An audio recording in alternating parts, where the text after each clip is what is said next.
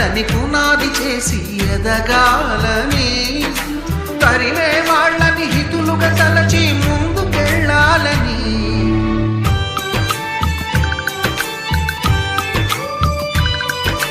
కన్నుల నీటిని కలల సాగుకై వాడుకోవాలని,